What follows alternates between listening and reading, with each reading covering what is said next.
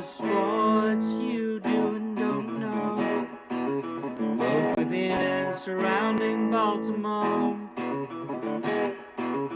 Don't ask him about preseason games, oh no, stuffing things in Griffin Basso.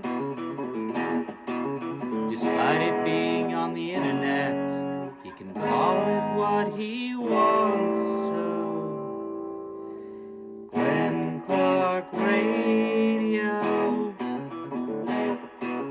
Glenn Clark Radio,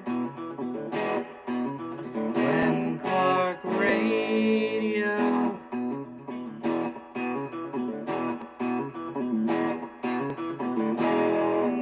Duke sucks. The Mets will bring the tying run to the plate here in the eighth. Not many hitters you want to face less than Pete. Hung in there on breaking balls, pretty good against off-speed pitches, and he's destroyed fastballs. And he destroys this one to right center field. Alonso has tied the game. Two-run home runs in the inning, and the Mets have scored 4 without making an out against Brian Baker. And this wild night is far from finished. It's 6-6. Wow. And I tell you what the Mets did, man. They hunted the That from this fastball. past July, courtesy of Masson and MLB.com. Yeah, now an Oriole, Pete Alonso. What a wild turn of events. Just moments after we finished the show yesterday. Of course. And we had already done 2 hours, so I wasn't doing more. And then, oddly, I've done 2 shows since then because we did Rita and Glenn last night, and then I was on BAL this morning. So the weird part is this is the last place that I'm – Glenn Clark Radio is the last place That Glenn Clark is that addressing. Glenn Clark will be addressing Pete Alonso being a Baltimore Oriole. It is a Thursday edition of GCR. It's a very busy edition of GCR as we have our normal Thursday stuff plus Pete Alonso plus Spero Dedes of CBS is going to join us before he calls Ravens-Bengals on Sunday. So we got much to do on the program today. How many more people do we need to have to finish the bowls? I guess I sent you one more this morning. Yeah, you sent me one more. Right. I believe I didn't receive money yet, but I believe Drew was gonna be in. We're counting Stan And Rita. If we count them, then we are at 5-0. We're at 5-0. Yeah, we're at 50. All right, but Drew, of course, has not, despite you harassing him. Correct. Yeah. He followed up with me again this morning. Was like, "How's this work? I picked the winner." And I said, "That's correct. That's how this works." Yes. All right. So I think we're going to be filled. If you still want to get in, and I think Jason reached out to me this morning and asked if he could still get in. I'll get you in because there's definitely still a chance that Drew won't get in. And if we get 51, we'll deal with it. 51 will be fine. If you still want to get in. Now, how? And there's a few of you that are in our picks picks pool that might be getting the boot for next year. Just putting that out there. But if you're part of the La Familia and you still want to get in, La Cosa Nostra, this thing of ours, if you're part of that, fine, I'll still squeeze you in. But we are moving on to Monday night. Monday. We need you. We need to see you at Chick-fil-A Nottingham Square, 5198 Campbell Boulevard in the Nottingham Square Shopping Center. You need to come out. You need to bring your donations, your coats, your jackets, your gloves, your hats. You can bring cash donations. You can stop and buy packs of underwear or socks that you can donate. That's what we need for the Helping Up mission. We need you to show up at Chick-fil-A Nottingham Square Monday night between 6 and 8 p.m. We'll be there, myself, Drew Forrester. I think Rita said she's going to be coming out on Monday. I think I just found out that I know at least Shag from Flash and Shag, the dancing guys, the guys that do all the videos. I know Shag's coming out for sure on Monday night. I don't think he expects me to dance with him, but if he does, I'm not going to do that. But we need you. We need you to be there. We need you to bring your donations for Helping Up Mission. It's going to be a great night, 6 to 8 p.m. Oh, and you know who's going to be there for sure is Tez Walker of the Baltimore Orioles. You've heard of him. He will be there meeting you if you get out there with a donation, and you'll get a free Chick-fil-A sandwich as well. So lots of good on Monday night. Now, as far as my thoughts on Pete Alonso. Yes. Yay! All right, moving on. What do we talk about now? What do we do now? Is there another topic you wanted to Should we just discuss? keep showing his highlights? And I'm in favor if we just watch Pete Alonso match baseballs. I'm okay with that. I sent Griffin, the Orioles put out a video of the 5 home runs that he's hit at Camden Yards. I was like, why don't we come in with that? And Griffin's like, it's too long. I'm like, no, it's not. It is the perfect amount of time. It's the perfect amount of time. I don't know what to say other than this is a good thing. And this is why, yesterday when we were talking about it, and I said, I think this is different than the way the Orioles usually behave. And understandably, Drew was like, I don't know, until proven otherwise. I get why we all had that thought about the Kyle Schwarber thing. But as I told you, the Kyle Schwarber news was different than typical Orioles behavior. Now, you can read into it whatever you want to read into it. For some people, they want to read in that means the Orioles really wanted Kyle Schwarber and Pete Alonso is their silver medal. Okay. Okay. I'll take Pete Alonso as a silver medal, dog. Like, that's quite all right. I don't even know what the better option is. Drew said yesterday he would have preferred Pete Alonso because he thought Pete Alonso offered a more complete hitting profile than Kyle Schwarber. Griffin and I spent some time diving into that afterwards. Drew's mostly full of it. I mean, but I don't mean about that subject. I just meant in general. Okay. There's something to be said for it. He's a little bit more of a contact hitter than Kyle Schwarber is. He's still mostly a power hitter, but, he hit 270 last year. He's just not hit 270 every year.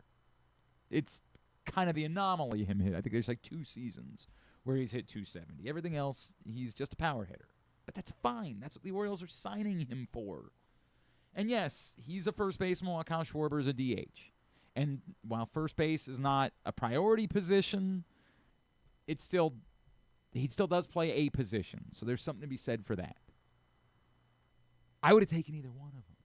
The Orioles also, don't really hit lefties. Not sure if you're familiar. They don't do that. So nice to have something different in the lineup. And yes, all of the other things should be true too. The presence of the presence of Pete Alonso should be beneficial to anyone who hits in front of him. And what the lineup looks like next season, I guess. Or behind him. Yeah, or behind him, yes, correct. Because he should be on base. All of those things. And the other thing. The thing where we've just desperately wanted to believe that the Orioles were going to be willing to compete against other teams instead of competing against themselves. And while this does not make them the Dodgers by any stretch of the imagination, it's just that you wanted to see them give out multi-year contracts. This is what it feels like to be the Dodgers, huh? No, not quite. Not quite. Just a multi-year contract. And maybe this is the only one. Maybe we'll look back at the end of the offseason and this is the only one. Maybe from now, like if they're going to acquire pitching, because, all the national reporters continue to say throughout the day, they're still in on the pitchers. Maybe it's not going to be Framber Valdez. Maybe it's going to be trading for Mackenzie Gore. I'll still take it because it's the belief they might. That maybe next year they might again if there's going to be a baseball season. Griffin doesn't think there will be. Like maybe at some point in the future they will. Maybe this won't be the only one.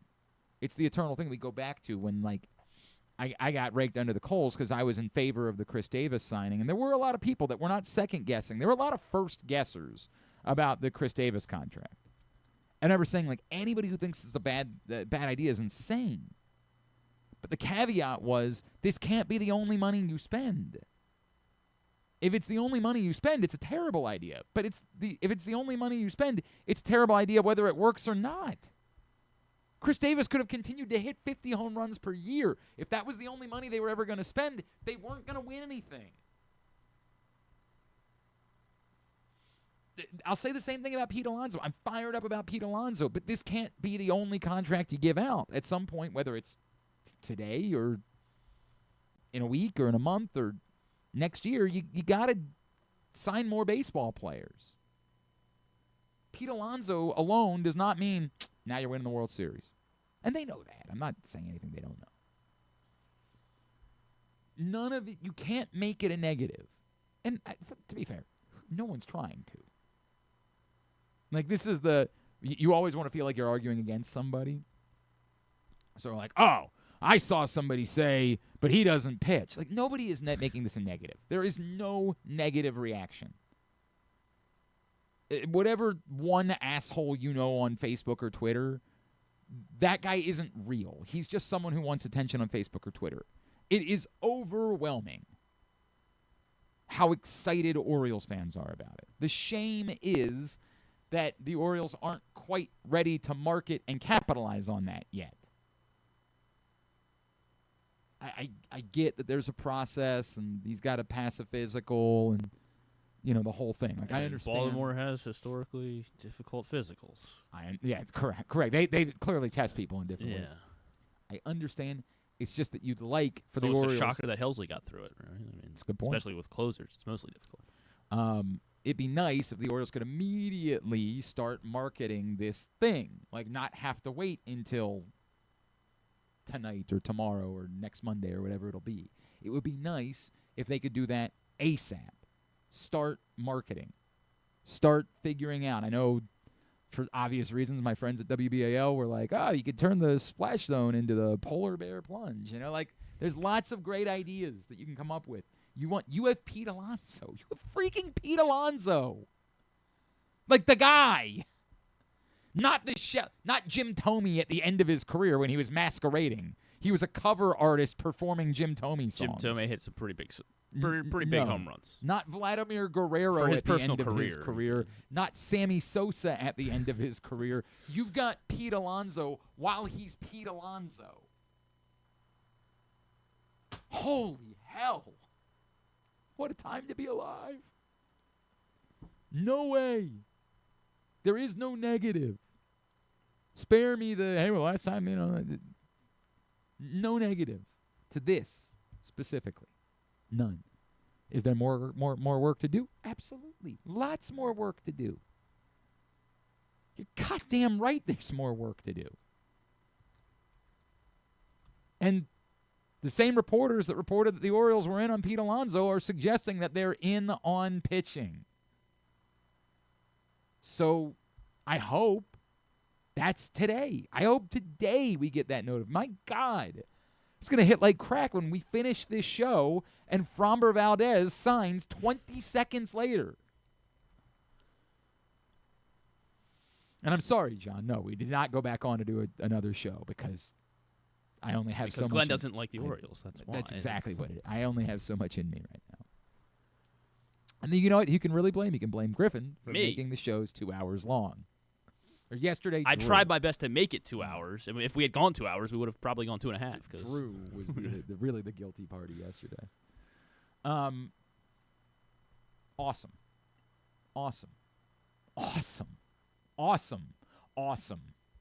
Yes. Good. Cool. Yes. More. Yes. It's okay to sometimes just let yourself feel. Again, it doesn't mean. If you ask me today, hey, right now, the Orioles just signed Pete Alonso. Are they a playoff team? I would tell you no. They're not. They still don't have enough pitching for me to believe that. But they're 2 starters away from not just us saying they're a playoff team, but saying a playoff team whose high end might be competing to win the American League. They still need the other stuff to work out. They still have to count on guys that we're not sure about. And does this make it almost inevitable that they're going to be trading Kobe Mayo? You would presume. I mean, it's really hard. There's just no, unless Kobe Mayo has been secretly working out as a center fielder. I mean, or I still think there's room. The problem being, if you want to say there's room for him to be in right field, and I get it, no, but he's got a good arm at least, right? Yeah. That's the problem with that being, Tyler O'Neill's gonna play because he's under contract for 30 games, yeah. And then, if you're not trading Dylan Beavers can't, unless again Dylan Beavers suddenly can play center field.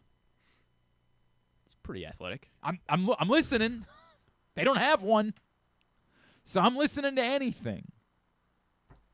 It's just really hard to find. And I get it. This is where I say the Dodgers would say you can't have enough good players. Have all the good players, and you figure it out. I understand that argument, but the Orioles aren't the Dodgers. I presume it means that Kobe Mayo is who they're dangling in trades. Now, the problem is now all the other teams know that Kobe Mayo is expendable in a trade, and maybe they don't view him as quite as valuable because they know the Orioles would be looking to move him in a trade.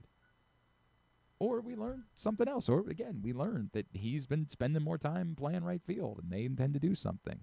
Or maybe there's something really wild coming. We find out there's a team that really is in love with Adley Rutschman, and the Orioles say, we're okay with that. And now there's DH at-bats available. I don't know. At the moment, I would assume it means that Kobe Mayo is likely going to be involved in a trade to acquire pitching. That's my gut. But that was kind of always my gut. That even if they hadn't acquired Pete Alonso, my gut told me that they were going to be looking to acquire pitching via trade, and they don't really have assets that they can use. I guess maybe Dylan Beavers could be the asset instead. But Kobe Mayo is about the only valuable asset they have that they're not banking on. These other guys are kind of make or break for, Jackson Holliday's make or break for this working for them. Even Jordan Westberg, to an extent, is make or break because they don't really have another third baseman. Kobe Mayo was always the expendable asset, even before they acquired Pete Alonso. Clearly, at this point, completely expendable. We'll see how that goes, and we'll see if there's a pitching move coming today. We'll talk more about the newest Oriole, Pete Alonso, a little bit later on. Anthony DiComo, who covers the Mets for MLB.com, will join us later on in the program. It is a Thursday, and on Thursdays we talk Terps and hoops with our friend. You know him from Blue Ribbon and the Washington Post. You follow him at Discourse, D1S Course. He is our friend Patrick Stevens, and he's back with us now here on GCR. Patrick, good morning, sir. How are you? I'm well, Glenn, and you? Things are looking up around here. The Orioles have a baseball player. What a time to be alive, Patrick. We haven't had this conversation many times. I guess we just say the beat goes on, the song remains the same. I don't really know how to talk about Maryland because it just seems like there isn't much to say. They're not good. There's not much of a reason to think that that's suddenly going to change. Sure as hell not much of a reason to think it's going to change against Michigan. No, it almost certainly is not going to change against Michigan. That would be a startling development in their Big Ten home opener. I think the actual conference opener on Saturday unfolded about the way you would have guessed it would. Iowa jumps out early and never really lets Maryland back into it. Final margin of 19. It probably felt like it could have been 25 or 30. Pretty easily. So the same sorts of things that you're just kind of looking at here is Maryland obviously remains very good at getting to the foul line and drawing games out to NBA lengths. And besides that, they don't have a lot of shooting, and they're frankly their defense isn't good enough at this point against high level teams. And I don't know if Iowa's a high-level team in the way of Gonzaga or Alabama or Michigan, but I think Iowa's probably going to be an NCAA tournament team or awfully close to one. And, they go out and they get their 83 points. And so I don't see this changing a whole lot over the course of the season. I would expect some improvement, but this is a team that clearly has another 21 games plus the conference tournament, and then maybe there's some excitement for next season with the recruiting class they have coming. Yeah, that's about what I expect. I know we've talked about Michigan, but do we need to start talking about this as being a ridiculous powerhouse, or is this a team that's just playing good basketball and they're not going to just bully their way through the Big Ten because no one's actually going to do that? Well, they'll probably pick up a few losses along the way. I think the striking thing when you look at their KenPom profile is they lead the country in both 2-point percentage offense and 2-point percentage defense. Wow. So being huge helps, right? You can realistically have times, and it's not all the time, mind you, but they have some times where they're 6'8", 6'9", 7'3", or 6'9", 6'9", 7'3", or something along those lines. Playing together, and that's an enviable situation to have. I am sure that they're going to run into a couple teams along the way that just shoot the lights out, and I'm sure that they'll have an off night or two along the way. But they do look very formidable at this point, and I don't know if their last two games really do anything to make that argument stronger than what it was than what they did in Vegas. But going ahead and running Rutgers off the floor by 41, and then taking it to Kevin Willard in their second test. Nova had played that BYU game on the opening night of the season, and then kind of went back and were in Philly for a month. And they go to Ann Arbor and they get smoked by 28. I think this is not the right time to be drawing the Wolverines at this point. They are going to have a shot at a really exceptional season, but I still wouldn't bank on them running the table at this point. He is Patrick Stevens. He's with us here on GCR. Not a lot to talk about on the local front. I know you were in Annapolis for the game against Air Force, correct? I wasn't in Annapolis, and that game looked like a service academy basketball game. Right. I joked to somebody about midway through the first half, and there were football scores basically nonstop, and I said 13-10. This is that's kind of what you expect from a service academy football game, but this thing it felt for a while that it was on its way to about 42-41 before Navy kind of put things together in the second half. Air Force isn't particularly good, and they're really, really young, but that's still a good win for Navy to get, having not played a great first half or so. Win back-to-back games last week, and now, a break that they really did need. They're 6-5, and they've got Coppin in a non-1 coming up next week, right before Christmas and conference play. They're in position, I think, to get into the end of their non-conference at 8-5, which is, I think, about what you would have expected from them. Maybe would have hoped they could have stolen one more of those games. The Southeastern Louisiana game comes to mind, but Navy has certainly some pieces. We've talked about Austin Benini plenty and Aiden Kehoe. The thing kind of watching them now a couple times is I don't know if they have as much depth as they would like, and I think that developing that here over the next couple weeks without as much without as much in the way of games to worry about in terms of just developing depth and working in practice and whatnot, I think that's going to be important for them once they get to conference play. Towson, I know, got hammered by UCF, but is that maybe a much better UCF team than perhaps people realize it is? I don't know that it's that much better than people realize it is, but I think they're certainly pretty good. I mean, they're 8-1 at this point, and they beat an erratic Pitt team. They won at Texas A&M, and there's no shame in having been beaten by Vanderbilt. So, it feels like the same story as it's been the last 5 years, like Johnny Dawkins on the hot seat. And he keeps soldiering on down there. But this might be the best team that he's had really since that tournament team that he had in 2019. Remember Taco Fall, the 7'6" kid? Yep. That was a defense first team for sure. I think this team's probably a little bit better offensively, and maybe as good an offensive team as he's had since he got to Orlando. So. A game that I don't think Towson was banking on, winning.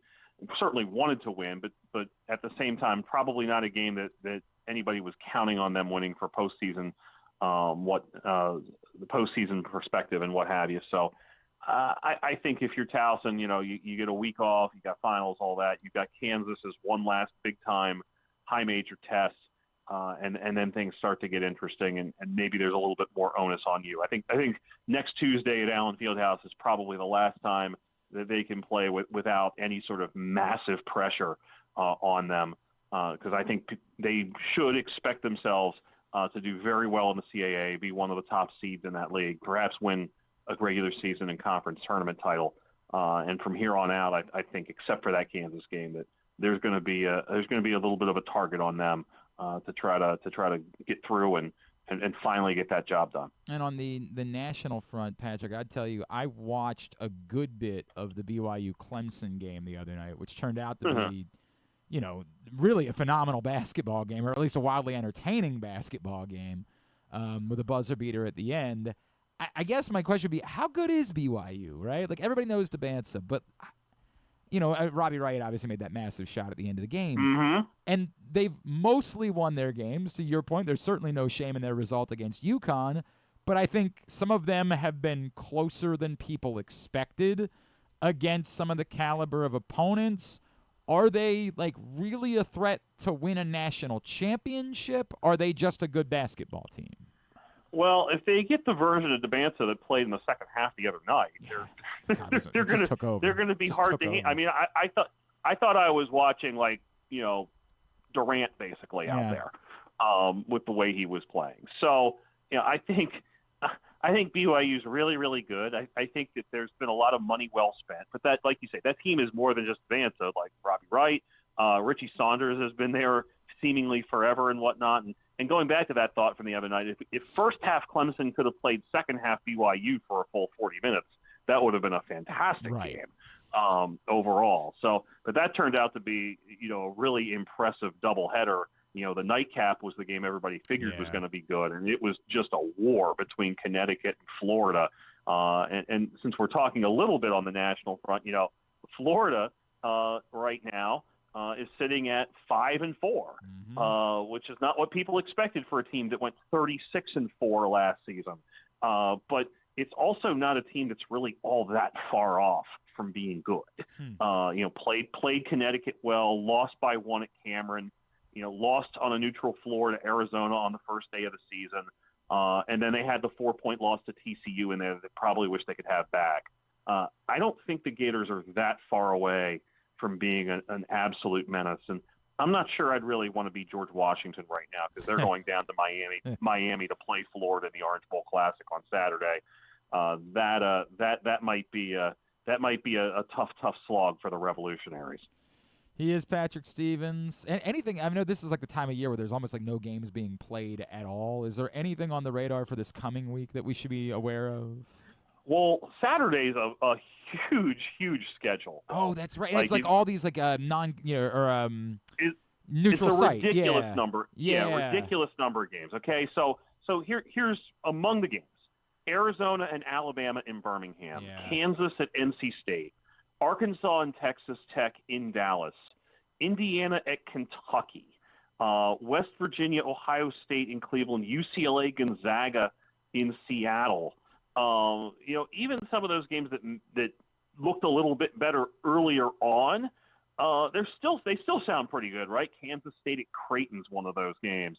A game I know you'll appreciate: Santa Clara and Herb Sendek facing Arizona State in the Vegas suburb. Yeah. So Nebraska at Illinois is a pretty good game. You've got the Bedlam game in Oklahoma City, Oklahoma State, Oklahoma. So there is a lot going on there. Memphis at Louisville. Sort of a sneaky mid-major game, Illinois State and Utah State. So a lot of really good basketball on Saturday, and certainly some stuff people have to look forward to. Yeah, that first week of not having college football, they do try to load that up, and so a lot going on. All right, let's play our game. Can Patrick Stevens name the MLB team that this particular player has played for or managed? And we again begin with the easy one, a manager. Just 3 teams for a man that maybe I would have guessed was not with us any longer. He is still with us. He's Art Howe. Art Howe. Houston, Oakland, and the Mets. Absolutely. You can't name the two other teams that he played for, can you? Because Houston's on that list. Yeah, I know Houston's on that list. Was he a Giant at all? No, all right. I sprung. No, on I you. don't. It was the Pirates and Cardinals are the other two. Pirates and Cardinals. Okay. A ball buster, someone that I was convinced was going to be a superstar. I would have bet everything on this guy being a star, but he was only an all-star once in his rookie season, and then injuries became an issue. 4 teams total for Michael Pineda. You know, when you started talking about injuries and being an all-star early, I thought for sure you were going to say like Greg Jeffries. I think we've done Greg Jeffries. I think. I don't know if we have or not. Maybe we have. I'll double check. I'm vaguely thinking that. So yeah, Pineda's I'm not going to do very well on. He was a Yankee, obviously a Yankee, yes. So let's just move on. All right, the final one. Yeah, go ahead, Griffin. Athletics. No, never in athletics. What's really? No, he started What am with I the thinking? Mariners. He was in, I think it was the Jesus Montero trade, if I remember correctly. An easy one to wrap it up. 3 teams for Jimmy Key. Jimmy Key was a Blue Jay, Yankee, and Oriole. Are there any games for you to get out to this week?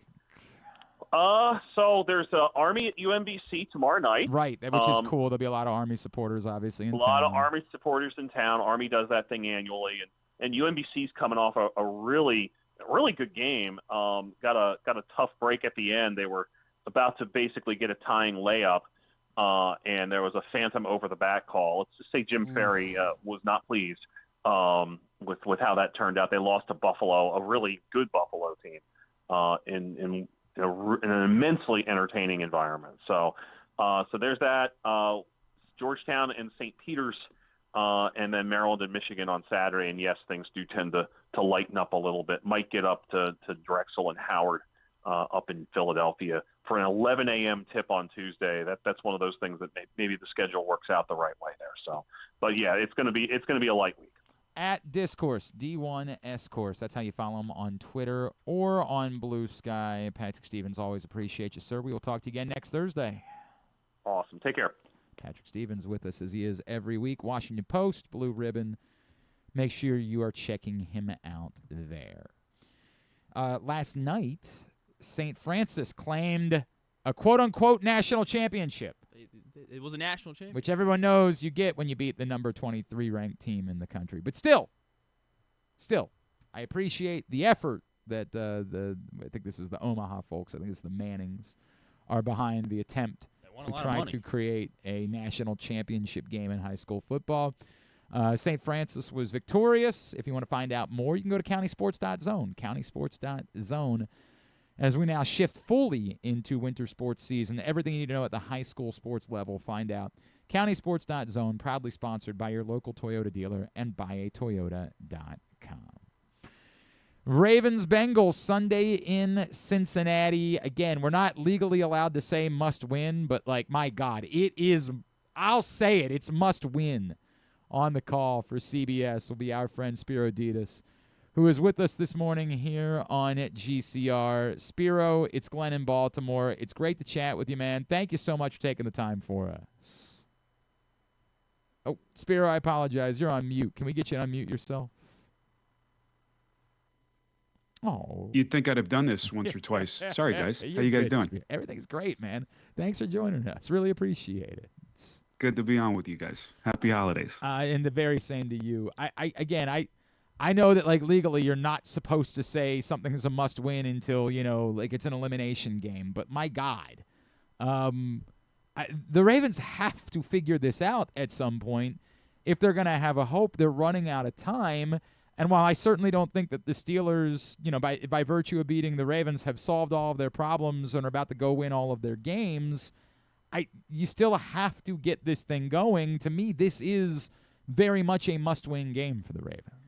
Yes, if you can't say it, I'll say it. I think this is a must-win game. I think the playoffs have started for the Ravens. Yeah, I don't think there's any doubt. I think the margin for error is so razor thin.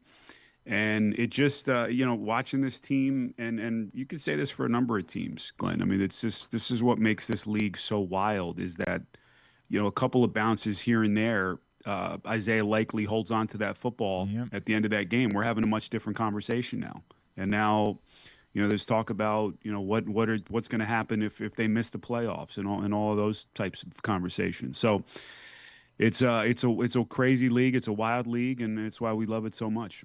I know in preparing for this game, I have no doubt that you went back and watched the Thanksgiving night game, and it's a weird thing because there would be a part of me that would say, boy, if the Ravens got their butts kicked like that in Baltimore and just 2 weeks later they're playing the same team in Cincinnati, then the Bengals should have a wild advantage. But it was such a strange game because the Ravens